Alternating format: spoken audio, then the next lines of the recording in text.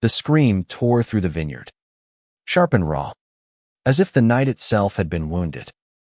I froze, my glass of Merlot trembling in my hand, the crimson liquid catching the flicker of torchlight. This was supposed to be a simple wine-tasting weekend in upstate New York, not the prelude to a nightmare. My name's Ethan Caldwell, a 27-year-old graphic designer from Brooklyn with a penchant for cheap pizza and expensive wine. I'd come to Crimson Hollow Vineyard for their annual harvest festival, lured by the promise of rare vintages and a chance to escape the city's grind. The place was a Gothic, dream-sprawling fields of gnarled vines, a crumbling stone manor, and whispers of local legends about a vampire king who haunted the estate. I'd laughed it off. Small-town folklore. Right. Just something to spice up the tourism brochures. But the scream wasn't folklore. It came from the edge of the vineyard, where the torchlit path dipped into a grove of ancient oaks. I set my glass down on a wooden barrel, my pulse quickening. The other guests, mostly tipsy couples, and a few wine snobs, barely noticed, their laughter drowning out the distant cry. I glanced at my friend Mia, who was flirting with a sommelier nearby. She caught my eye, shrugged, and mouthed, "Probably a drunk." But something in my gut told me otherwise. I slipped away from the crowd, my sneakers crunching on the gravel path. The air grew colder as I neared the grove, the scent of damp earth and fermenting grapes heavy around me. The torches ended here, leaving only moonlight to guide me. That's when I saw him. He stood in the clearing, tall and impossibly still, like a statue carved from midnight. His hair was jet black, falling in waves to his shoulders. And his eyes, God, those eyes were silver, glowing faintly in the dark. He wore a tailored black suit that seemed too perfect, too timeless, for a place like this. In his hand was a goblet, its contents too dark to be wine. And at his feet lay a man, pale and motionless, his throat marked with two neat puncture wounds. I should have run. Every instinct screamed it. But my feet were rooted, my breath caught in my throat. The man-thing turned his gaze on me, and I felt it like a physical touch, cold and electric. "You," he said, his voice low and resonant, like a cello strung with starlight. "You've finally come." I blinked, my mouth dry. Sorry. Think you've got the wrong guy. I'm just here for the wine." His lips curved into a smile, sharp and dangerous. "No, Ethan Caldwell. You are mine. My eternal mate, bound by fate across centuries." I laughed, a nervous, barking sound. "Yeah. Okay. Dracula. Nice costume. Great performance. I'm gonna head back to the Merlot now." But he stepped closer, and the air seemed to thicken, pressing against my chest. "I am Cassian Varnholt, king of the Crimson Hollow Coven.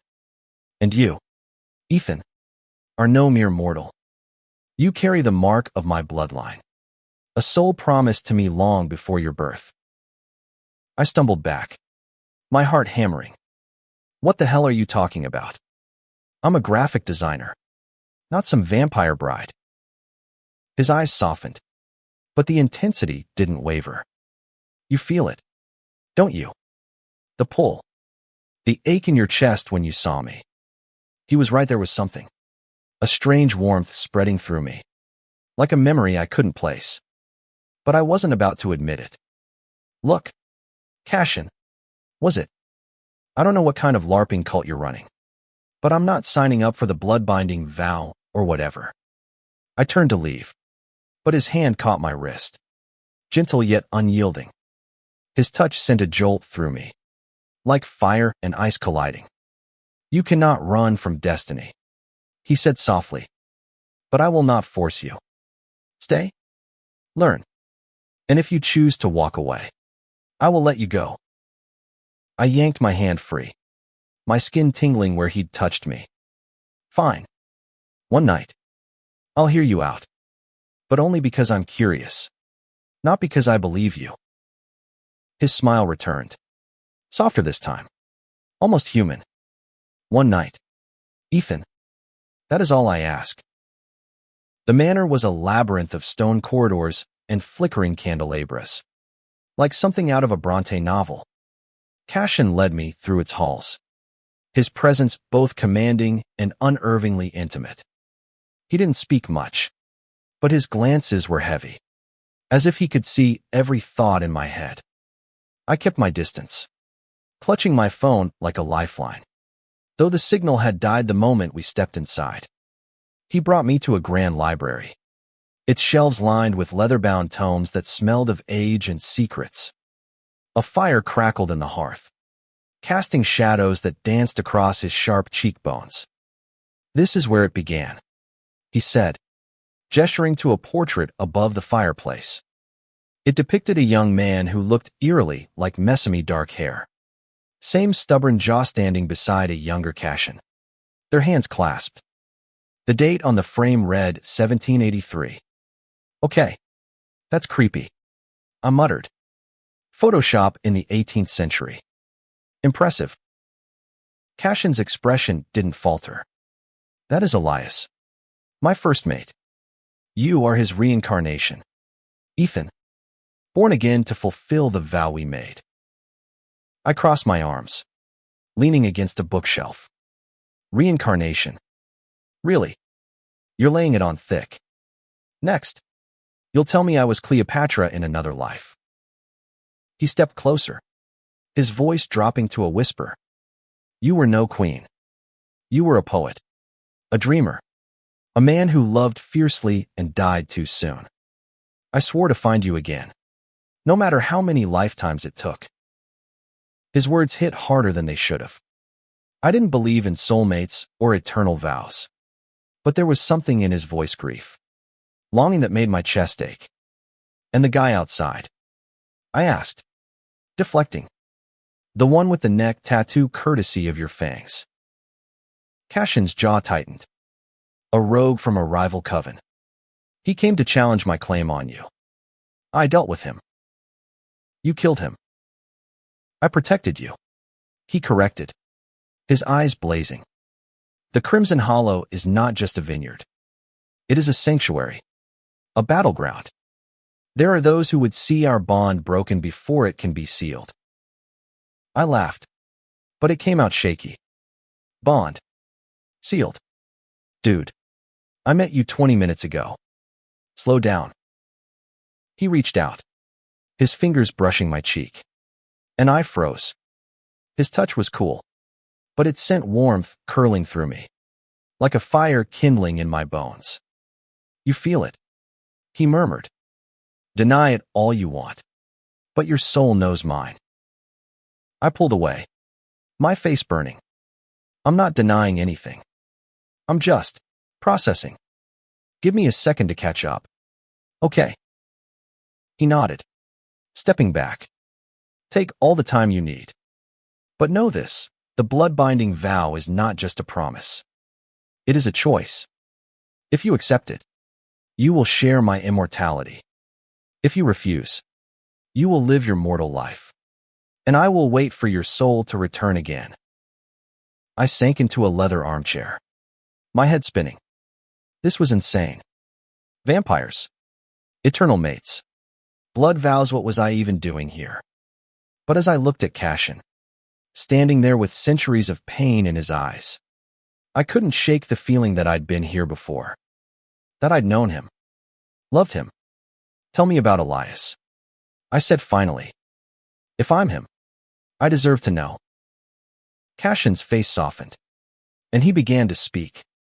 His words painted a vivid picture, a young poet in colonial America, a forbidden love with a vampire king, a vow made under starlight.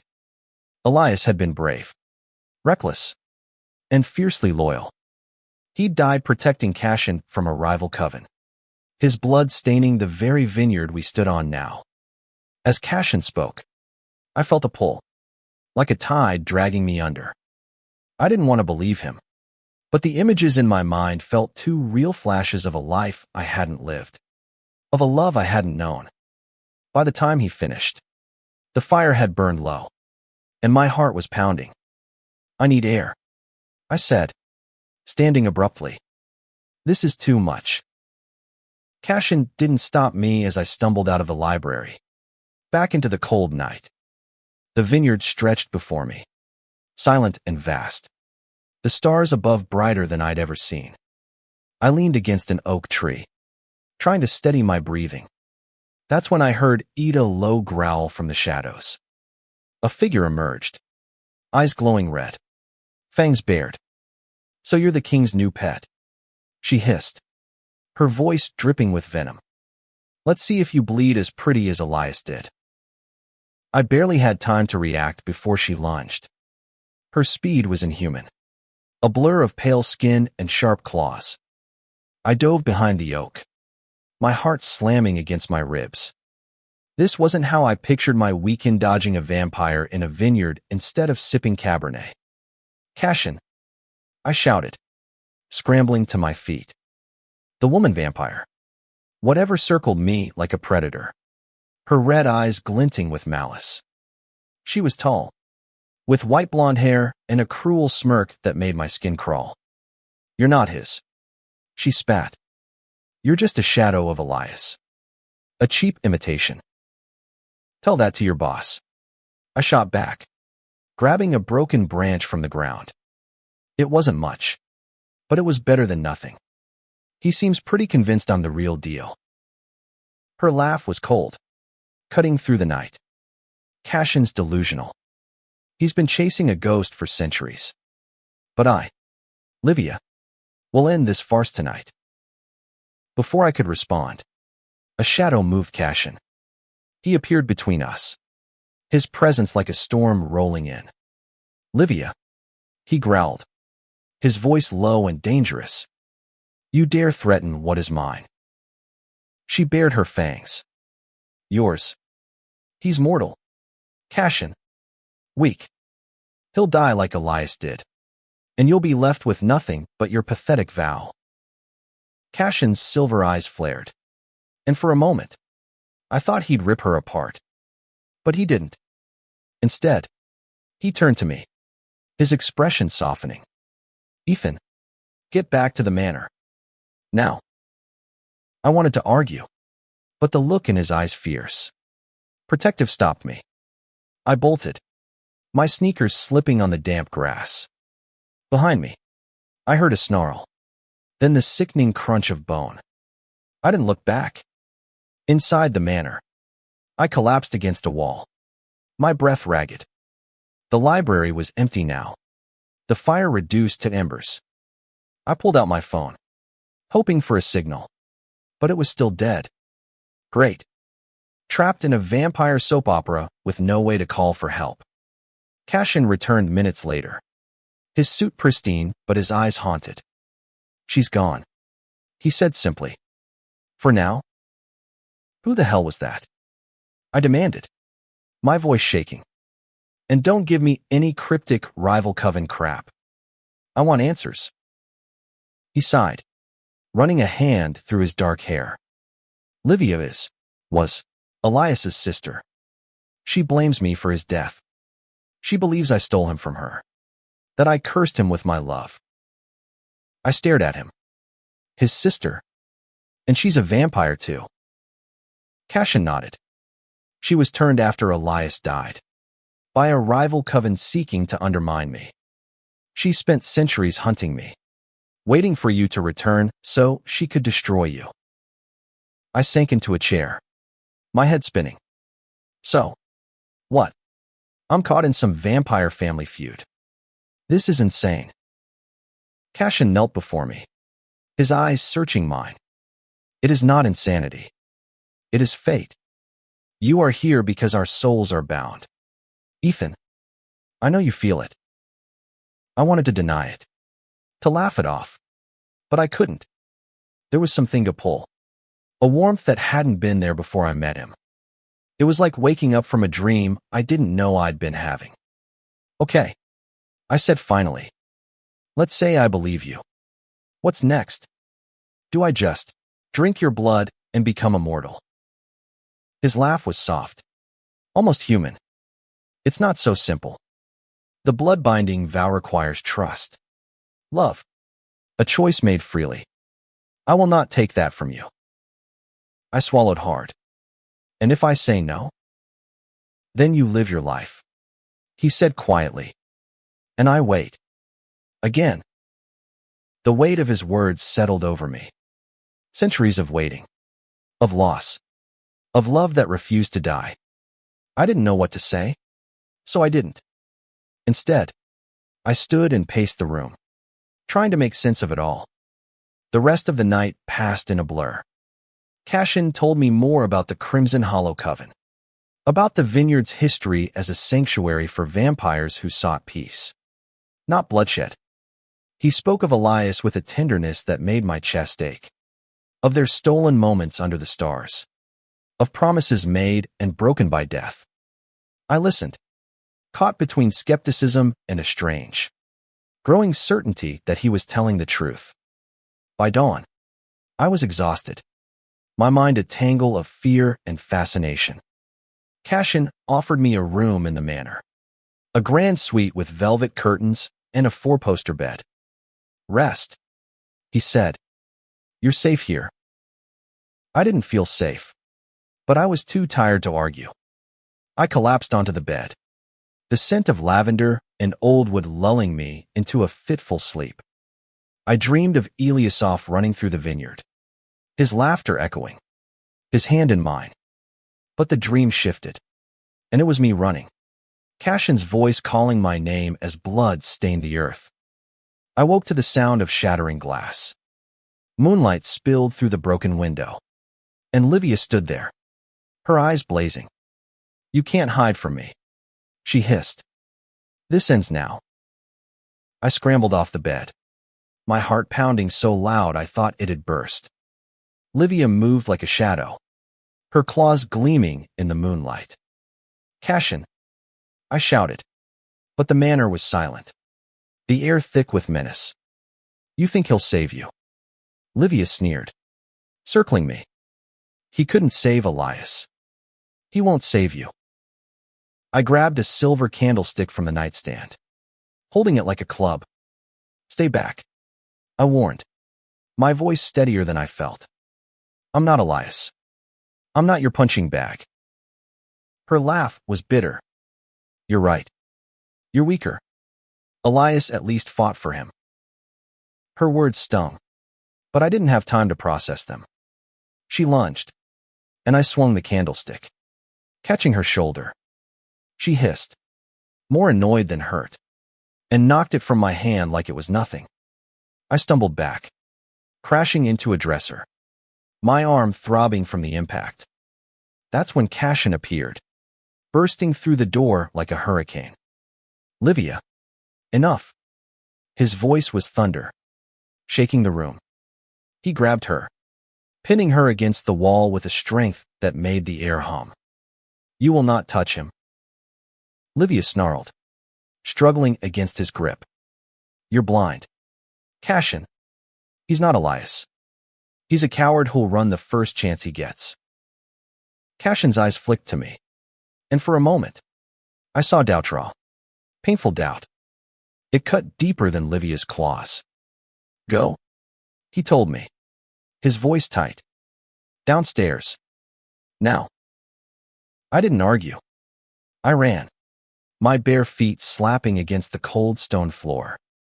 The manor's halls seemed endless, twisting and turning until I found the grand staircase. I collapsed at the bottom, my breath ragged, my mind racing. Was Livia right? Was I just a shadow of someone braver? Someone better? Footsteps echoed behind me. I turned, expecting Cashin, but it was Mia. Her face was pale, her eyes wide. Ethan, what the hell is going on? I saw that woman's not human. I grabbed her shoulders, trying to stay calm. Mia, you need to leave. Get out of here. Now. Not without you, she said, stubborn as ever.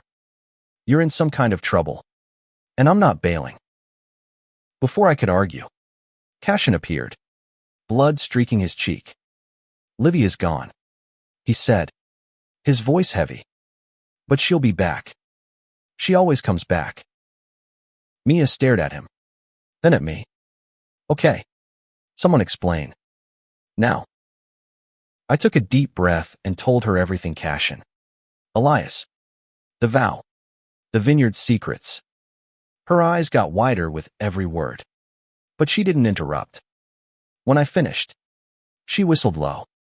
So, you're like vampire's soulmate material. That's intense. Understatement, I muttered. I looked at Cashin, who was watching me with that same unbearable intensity. What now? She's not going to stop, is she? Cashin shook his head. Livia's pain drives her. She believes destroying you will free her from her grief. But I won't let that happen. Mia crossed her arms. Great. So we're all on a vampire hit list. What's the plan? Cashin's gaze never left me. The plan is Ethan's choice. Stay, and we face her together. Leave, and I protect you from afar. I wanted to laugh, to tell him this was all too much. But I couldn't. That pull, that impossible connection, was stronger now, like a thread tying my heart to his. I'm not running, I said finally. But I'm not signing up for eternity either. Not yet. Cashin nodded, a flicker of relief in his eyes. Then we prepare. The vineyard is warded. But Livia is cunning. She'll find a way. The next few hours were a crash course in vampire survival. Cashin showed us the manor's defenses, ancient runes carved into the walls, vials of holy water hidden in alcoves, stakes sharpened to deadly points. Mia took it all in stride, muttering about how she'd never look at Twilight the same way again. I tried to focus, but my mind kept drifting to Cashiani's quiet strength. The way his hand brushed mine when he passed me a dagger. The way his eyes held mine like I was the only thing in the world. By midnight, we were exhausted but ready. Or as ready as we could be. Cashin led us to the vineyard's heart, a clearing where the oldest vines grew, their roots said to be infused with the blood of the first coven.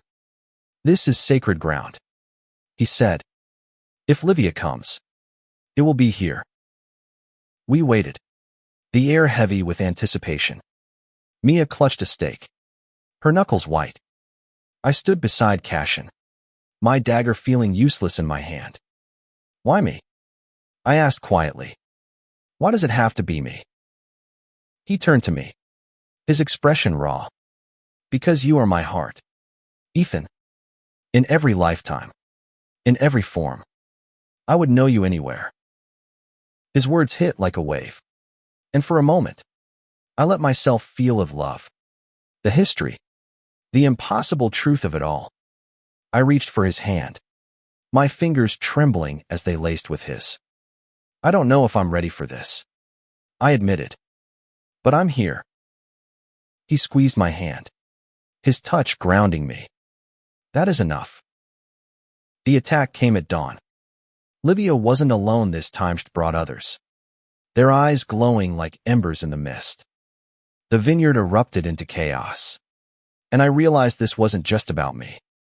It was about Cashin, the coven, and a war that had been raging for centuries. The vineyard was a battlefield, the air thick with snarls and the clash of metal. Livia's rogues moved like shadows, their claws tearing through the vines as Cashin fought them off with a grace that was both beautiful and terrifying. Mia stood back to back with me, her stake raised, her bravado masking her fear. This is not what I signed up for, she muttered, dodging a rogue's swipe. Join the club, I said, gripping my dagger. My eyes were locked on Cashin, who was a whirlwind of power, his silver gaze cutting through the chaos. But Livia was his match, her movements precise and deadly as she closed in on him.